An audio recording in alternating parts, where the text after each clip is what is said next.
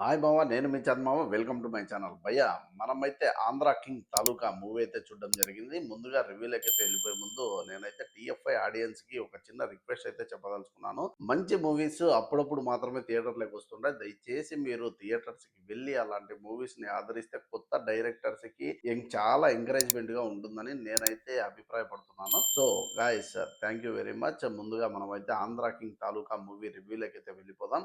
ఇది చాలా హానెస్ట్ ప్రయత్నం అనే చెప్పొచ్చు. మహేష్ అనే ఒక కొత్త డైరెక్టర్ రామ్ లాంటి ఒక యంగ్ అండ్ డైనమిక్ ఎనర్జిటిక్ హీరోని పెట్టుకొని ఎక్కడా కూడా ఓవర్ ద టాప్ అనే సీన్స్ లేకోకుండా చాలా చాలా అంటే చాలా చక్కగా గోదావరి జిల్లాల యొక్క అందాల్ని చూపెడుతూ దాంట్లో ఒక అందమైన లవ్ స్టోరీని మిక్స్ చేసి ఒక సినిమాలో ఉన్న హీరోకి అభిమానికి ఏ విధమైన రిలేషన్ అసలు ఎందుకుంటుంది, ఒక అభిమాని హీరోకి అభిమానిగా ఎందుకు మారాల్సి వచ్చింది, అలాంటి సందర్భం ఎందుకుంటుంది అనే ఒక మంచి సబ్జెక్ట్ లైన్తో ఆ సమస్యని, హీరోకి వచ్చిన సమస్యని ఒక అభిమాని ఏ విధంగా పరిష్కరించాడు అని చెప్పేసి ఒక అందమైన లవ్ స్టోరీని రాసుకొని హీరోయిన్ల మధ్య కూడా ఎక్కడ కూడా ఓవర్ ద టాప్ సీన్స్ లేకోకుండా చాలా చక్కనైన మూవీని అయితే మన ముందుకైతే మహేష్ గారు మన థియేటర్లకైతే తీసుకురావడం జరిగింది. సో గాయస్, మీరు ఏమాత్రం ఆలస్యం చేయకుండా ముందుగా మూవీని అయితే థియేటర్లో చూసేయండి. ఓకేనా?